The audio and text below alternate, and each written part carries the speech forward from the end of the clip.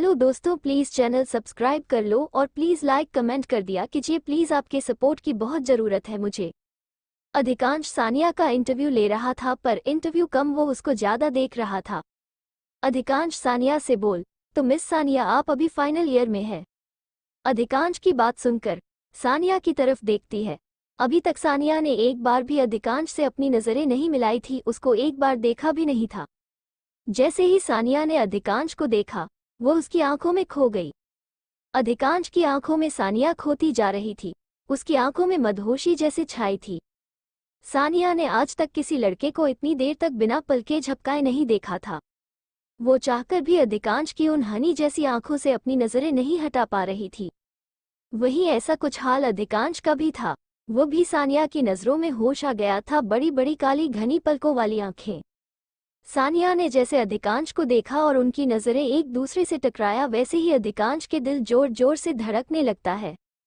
उसका बस चलता तो वो सानिया को अभी अपने सीने से लगा लेता और पूछता कि इतना वक्त क्यों लग गया तुमको मेरे पास आने में? क्या तुमको मुझ पर तरस नहीं आता? तुमने तो कहा था कि तुम जल्दी आओगी, तो इतना वक्त कैसे लग गया? जहां अधिकांश अपने मन में ये सब सोकर ख्याली पुलाव पका रहा था कि तभी जोरदार हवा चलती है, जिस कारण ऑफिस में खुली खिड़की का दरवाजा बंद हो जाता है। आवाज के कारण दोनों अपने ख्यालों से बाहर आते हैं। जहां सानिया अधिकांश से अब नजरें नहीं मिला पा रही थी, उसको अब बहुत शर्म आ रही थी। उसने शर्म से अपनी नजरें नीचे कर ली। अधिकांश को सानिया का यूं शर्मा जाना देखकर उसके चेहरे पर हल्की सी मुस्कान आ जाती है। मिस सानिया, मैंने आपसे पूछा था कि आप फाइनल ईयर में हो। सानिया हैरानी से एक बार फिर अधिकांश को देखने लगती है। सानिया का ऐसे हैरानी से देखना अधिकांश को समझ नहीं आया। वो सानिया को देखते हुए बोला, क्या हुआ, आप मुझे ऐसे क्यों देख रही है? सानिया फिर से अपनी नज़रें नीचे कर लेती है और धीरे से बोलती है, सर मुझे लगता है आपने मेरे सर्टिफिकेट और मेरे डॉक्यूमेंट को पढ़ लिया होगा। मैंने अभी सिर्फ फर्स्ट ईयर और सेकेंड ईयर के डॉक्यूमेंट दिए हैं, जिससे आपको जान लेना चाहिए कि मैं अभी फाइनल ईयर में हूँ। सानिया की बात सुनकर अधिकांश चेप जाता है। उसे समझ आ गया था कि अगर इंसान सीधा है तो उसको पागल नहीं समझना चाहिए। वही सानिया मुंह बनाते हुए मन में बोली, एक नंबर का गंधा है क्या? अरे एक बात बार बार कौन पूछता है? और क्या इसको मालूम नहीं होगा कि ये किसका इंटरव्यू ले रहा? सानिया द्वारा खुद को इतनी बुरी तरह से झाड़े जाने के बाद अधिकांश बोलता है, मिस सानिया आपको पता है आपको क्या करना है? अधिकांश बात बदलते हुए बोला। अधिकांश की इतनी बेवकूफ़ों वाली बातें सुनकर यह बात सानिया को गुस्सा आ रहा था। वो थोड़ा इरिटेट होते हुए बोली, सर ये बात मैं कैसे जान सकती हूँ कि मुझे क्या करना है? सानिया की बात सुनकर अधिकांश धीरे से बोला, हाँ ये बात भी सही है, आप कैसे जान सकती है कि आपको क्या करना है? अधिकांश को सानिया के सामने भीगी बिल्ली बने देख कोई ये बोल सकता है कि ये वही अधिकांश सिंह शेखावत है जिसके आगे हर किसी की सांस रुक जाती है। अधिकांश के पास अब बात करने को कुछ था नहीं। जब वो बात करने की कोशिश करता था, उसको मुंह की ही मिलती थी। वो मन में सोचते हुए बोला, अधिकांश बेटा कुछ सोच, कुछ तो बात कर। जॉब तो इसको बिना इंटरव्यू को भी मैं दे देता। इंटरव्यू लेना तो एक बहाना था, मुझे तो इसके साथ वक्त बिताना था, इसको जानना था, इससे बात करनी थी। कितनी प्यारी है ये, हाय पहले जैसी ही है। वही आंखें, वही होंठ, वही चेहरा, बिल्कुल भी नहीं बदली है। जैसी पहली थी वैसी ही अब भी है। कोई बोल सकता है कि इसका पुनर्जन्म हुआ है? पहले जितनी मासूम थी अब भी उतनी ही मासूम है। अधिकांश सानिया को देखते हुए मन ही मन बोल रहा था। वही उसके चेहरे पर एक प्यारी सी बच्चों वाली मुस्कान थी। वही सानिया अब परेशान हो गई थी। ये आदमी उसका इंटरव्यू तो ले नहीं रहा था, बस उसको बेशर्मी की तरह घूर रहा था। सानिया गुस्से में खड़ी हो जाती है और जोर से अपने दोनों हाथ स्टडी टेबल पर मारते हुए चिल्लाकर बोलती है, मिस्टर शेखावत, आप मेरा इंटरव्यू लेने के लिए मुझे यहाँ बैठा रहा है या मुझे घूरने के लिए? सानिया की चिल्लाने की आवाज़ सुनकर अधिकांश होश में आता है और इधर उधर देखते हुए सानिया को देखता है, जो उसे गुस्से में घूर रही थी। वो भी जल्दी से खड़ा हो जाता है और धीरे से बोला, मिस सानिया कॉम डाउन, इतना गुस्सा आपके इतने सुंदर से चेहरे के लिए अच्छा नहीं होगा। देखो ना आप कितनी सुंदर है, आप पर तो प्यारी सी मुस्कान अच्छी लगती है, ये गुस्सा नहीं। अधिकांश उसको देखते हुए बोला। अधिकांश की बात सुनकर सानिया का गुस्सा कम नहीं हुआ, बल्कि उसकी बकवास सुनकर बढ़ा गया। मिस्टर शेखावत, आप मुझसे फ्लर्ट कर रहे हैं? आपको शर्म नहीं आती है क्या? किसी की सुंदरता की तारीफ करने में कैसी शर्म? अधिकांश मासूम सा मुंह बनाते हुए बोला। अधिकांश का मासूम सा चेहरा देखकर सानिया के चेहरे पर भी मुस्कान आ जाती है, पर जैसे अधिकांश की नज़र सानिया पर जाती है वो तब तक अपनी मुस्कान छुपा लेती है। अधिकांश को लगता है बात बनने के बजाय बिगड़ ना जाए, इसलिए वो प्यार से बोला, मिस सानिया आप बैठ जाइए। सानिया के सामने अधिकांश का ये रूप देखकर कोई ये बोल सकता है कि ये एशिया का नंबर 1 बिजनेसमैन मैन है। सानिया अधिकांश को घूरते हुए बैठ जाती है। अधिकांश भी बैठ जाता है। वो सानिया को देखता है और फिर अपने हाथ में पानी का गिलास लेकर सानिया के सामने करते हुए बोला, मिस सानिया लीजिए पानी पी लीजिए, फिर हम आगे की बात करेंगे। सानिया ने अधिकांश को देखा और अपना गुस्सा कम करते हुए अधिकांश के हाथ से पानी लेने लगती है। अधिकांश को लगता है कि सानिया ने गिलास पकड़ लिया है, जिस कारण वो अपना हाथ गिलास पर से हटा लेता है और सारा पानी सानिया पर गिर जाता है। मिस्टर शेखावत, सानिया चिल्लाते हुए उठ जाती है।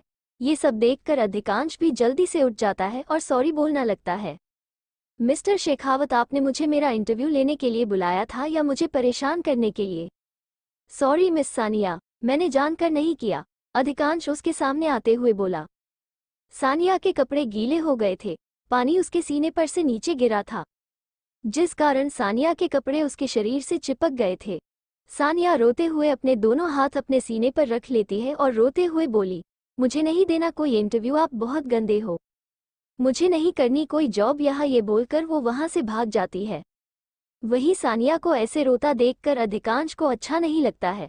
वो अपने बाल पीछे करते हुए बोला, क्या किस्मत है मेरी, पहले मैं इससे दूर भागता था और अब ये मुझसे दूर भागती है। अधिकांश, तूने सब बर्बाद कर दिया। ये बोलकर वो भी सानिया के पीछे चला जाता है। आगे जानने के लिए पढ़ते रहिए इश्क की एक दास्तां। सानिया के वहां से जाने के बाद अधिकांश उसके पीछे जाता है। सानिया रोते हुए कंपनी के बाहर भागते हुए जाती है। वही ऐसे किसी लड़की को अपने बॉस के केबिन से बाहर निकलते हुए देखकर कंपनी में काम कर रहे एम्प्लॉय हैरानी से एक दूसरे को देखने लगते हैं। वही फिर उस लड़की के पीछे अपने बॉस को जाते देखकर सारे एम्प्लॉय की आंखें हैरानी से मानो जैसे बाहर आने वाली हो। अभी उन्होंने जो देखा उस पर वो यकीन नहीं कर पा रहे थे कि एशिया का नंबर 1 बिजनेसमैन अधिकांश सिंह शेखावत किसी लड़की के पीछे भागते हुए अपने ऑफिस से निकला। इस बात पर यकीन करना उन लोगों के लिए बहुत मुश्किल था, क्योंकि ज्यादातर लोग जानते थे अधिकांश सिंह शेखावत के पीछे लड़कियां भागती हैं, वो लड़कियों के पीछे भागने वाले में से नहीं है। वही वक्त भी यह सब देखकर हैरान था कि उसका जालिम दुष्ट खड़ूस बॉस एक मासूम सी लड़की के पीछे बिना अपने रेपुटेशन की परवाह किए और बिना सिक्योरिटी के बेपरवाह भागे जा रहा था। वही सानिया रोते हुए कंपनी के बाहर आ जाती है। वो इधर उधर देखते हैं तो उसे कुछ समझ नहीं आ रहा होता है कि वो जाए तो जाए कहाँ, क्योंकि वो आई तो थी तनु, जय, वीर और तरुण के साथ। उसको समझ नहीं आ रहा था कि वो क्या करे, क्योंकि वो कंपनी के अंदर भी नहीं जा सकती थी इस हालत में, और उसका फ़ोन भी तनु के पास था। वो परेशान होते हुए रोने लगती है। सानिया, अब तू क्या करेगी, तेरे कपड़े गीले हैं और तुझे कंपनी के अंदर भी तो नहीं जा सकती, क्योंकि तुझे पता ही नहीं है कि किस बिल्डिंग में तेरा इंटरव्यू हो रहा था, और तुझे पता भी तो नहीं है कि किस बिल्डिंग में तनु, जय, वीर और तरुण होंगे। यही सब सोचते हुए सानिया की आंखें भर जाती हैं। वो धीरे से बोली, सानिया तुझे अकेले ही अब जाना होगा। वो वैसे ही पैदल जाने लगती है। अधिकांश जब तक बाहर आता है तो देखता कि सानिया वहाँ कहीं नहीं है। अधिकांश सानिया को इधर उधर ढूंढने लगता है। इधर सानिया अकेले रोड पर चले जा रही थी। उसको बहुत डर लग रहा था, क्योंकि रोड बहुत सुनसान थी और वहाँ बस 1 या 2 गाड़ियाँ ही आ जा रही थी। सानिया को बहुत घबराहट हो रही थी। उसको अंदर ही अंदर एक अनहोनी का डर सता रहा था, क्योंकि वो कभी अकेले तो कहीं आई गई नहीं है, हमेशा उसके साथ तनु रहती थी। आज वो पहली बार ऐसे अकेले जा रही है। उसके पास पैसे भी नहीं है जो वो टैक्सी कर सके। सानिया कुछ दूर चली ही थी कि उसको प्यास लगती है। वो इधर उधर देखते हैं तो छोटा सा मंदिर होता है। मंदिर के बाहर पानी की टंकी लगी होती है। वो जल्दी से उसे मंदिर की तरफ जाती है और नल खोलकर पानी पीने लगते हैं। वही मंदिर के सामने एक छोटी सी चाय की घूमती होती है, जिस पर 2-3 लफंगे लड़के बैठे होते हैं।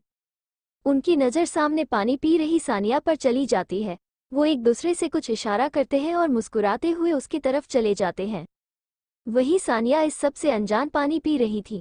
वो पानी पी रही थी, तभी उसे किसी की आवाज़ सुनाई देती है। अरे जाने मन, हमारी भी प्यास बुझा दो, हम भी बहुत प्यासे हैं। सानिया पीछे मुड़कर देखती है तो वही लड़के उसे देख रहे थे। सानिया उनको देखते हुए वहां से हट जाती है और धीरे से बोली, जी आप लोग पानी पी लीजिए। सानिया की मासूमियत और उसकी बातें सुनकर वो लोग एक दूसरे को देखने लगते हैं और फिर हंसते हुए उससे बोले, अरे मेरी जाने मन और एनबीएसपी। एक लड़का सानिया पास जाते हुए बोला। फिर वो सानिया के चेहरे को पकड़कर हंसते हुए बोला, तू हमारी बात को समझी नहीं। अरे हमें इस पानी की प्यास नहीं है। वही सानिया उससे दूर होने लगती है। वो खुद को उस इंसान से छुड़ाने की कोशिश करने लगती है।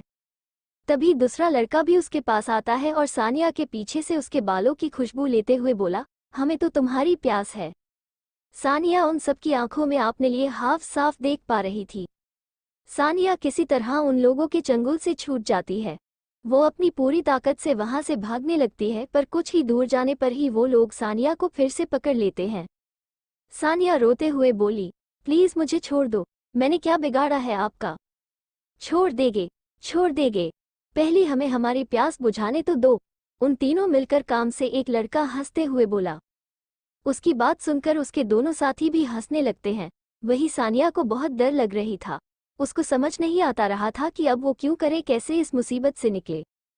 सानिया मन ही मन डर से मरे जा रही थी। वो उन लोगों से रिक्वेस्ट करती है कि वो उसे छोड़ दे, पर लोग सानिया को छोड़ ही नहीं रहे थे। ऊपर से वो रास्ता भी सुनसान था, जिस कारण वहां ज्यादा लोग दिख नहीं रहे थे। सानिया, अब तुझे ही हिम्मत करके खुद को बचाना है। सानिया मन में यही सोचती है और जिस लड़के ने उसका हाथ पकड़ा था उसके हाथ पर काट लेती है, जिससे वो इंसान दर्द से चिल्लाते हुए सानिया को छोड़ देता। इसी चीज का फायदा उठाते हुए सानिया वहां से भाग जाती है। वो भागे जा रही थी, वो एक बार पीछे मुड़ कर देखती है तो वो लोग अभी भी उसके पीछे आ रहे थे। सानिया भागती चली जा रही थी, इसी के साथ वो पीछे मुड़कर एक बार देखती जरूर थी। इस बार जैसे ही उसने पीछे मुड़कर आगे देखती है, वैसे ही वो किसी इंसान से टकरा जाती है। जैसे वो सामने देखती है, वो हैरानी से एक दो कदम पीछे हो जाती है। वहीं इधर तनु सानिया का इंतजार कर रही थी। ऊपर से वो इस बात से भी परेशान हो रही थी कि सानिया को अकेले में इंटरव्यू क्यों देने को ले गए हैं। यार वीर, तरुण जो वीर के कंधे पर अपना हाथ रखे आराम से बैठा तनु को इधर उधर करते देखकर बोला। हाँ, वीर उसकी बात का जवाब देता है। तेरी मम्मी भी कभी इतनी टेंशन लेती है क्या। वीर समझ रहा था कि तरुण बोल उससे रहा है, पर निशाना उसका तनु पर है। वही तरुण की बात सुनकर जय का ध्यान भी उसकी तरफ चला जाता है। नहीं भाई, मेरी मम्मी कभी भी इतनी टेंशन नहीं लेती है। वीर तरुण का पूरा साथ दे रहा था तनु को परेशान करने में। तब तो तुझे अपनी मम्मी को हमारी तनु से मिलवाना चाहिए यार, तरुण थोड़ी तेज आवाज में बोला। वही तनु इन दोनों की बात सुनकर भी अनसुना कर रही थी। वो वैसे ही इधर उधर घूम रही थी। वही वीर तरुण की बात सुनकर बोला, क्यों भाई, क्योंकि यार वो मम्मी होकर तेरी इतनी टेंशन नहीं लेती है जितनी तनु सानिया की दोस्त होकर लेती है। ये बात बोलकर दोनों एक दूसरे से ताली मारकर हंसने लगते हैं। तरुण की बात सुनकर तनु उसे गुस्से में घूरने लगती है। वो तरुण को घूरते हुए बोली, तू दिन में 4-5 बार जब तक मेरी चप्पल से मार नहीं खाता है, तब तक तेरा दिमाग ठीक नहीं होता है ना। तनु की बात सुनकर तरुण उसे बोला, यार तनु मैंने क्या गलत बोला है बता। तू सानिया का ऐसे ख्याल रखती है जैसे तू उसकी माँ हो। अरे यार वो कोई बच्ची नहीं है, बालिक है। अरे भगवान ने उसको भी दिमाग दिया है, तू प्लीज उसकी माँ बन के मत घुमा कर। तरुण इरिटेट होते हुए बोला, मैं उसकी माँ नहीं बनती हूँ तरुण, मैं बस उसका थोड़ा सा ख्याल रखती हूँ, क्योंकि वो बहुत सीधी है। उसको दुनियादारी के बारे में नहीं पता है, बस इसलिए मैं उसके लिए परेशान रहती हूँ, तनु तरुण से बोली। तनु की बात सुनकर जय भी तनु की बात पर हामी भरते हुए बोला, तनु बिल्कुल ठीक बोल रही है, सानिया बहुत सीधी है, इसलिए वो उसका ख्याल रखती है, इसका ये मतलब नहीं कि वो उसकी माँ बन गई। जय का यूं बीच में बोलना तनु को अच्छा नहीं लगता है। वो मुंह बनाते हुए बोली, जब जय महाराज नहीं बोलेंगे तब तक कोई बात पूरी कैसे हो सकती है। जय तनु से इस वक्त कोई बहस नहीं करना चाहता था, इसलिए वो चुप रहा। वही बहुत देर इंतजार करने के बाद भी जब सानिया नहीं आए तो तनु वही स्टाफ से पूछती है। वो स्टाफ तनु के इतनी बार कहने के कारण दूसरी बिल्डिंग में जाके पता करके आता है। स्टाफ तनु से बोला, मैंने पता करवाया है, मिस सानिया का इंटरव्यू हो गया है और वो वहां से चली भी गई है। स्टाफ की बात सुनकर सब लोग हैरान हो जाते हैं कि सानिया उन सबको छोड़कर कैसे जा सकती है। आगे जानने के लिए पढ़ते रहिए इश्क की एक दास्तां। To be continue, please subscribe my channel and like comment share.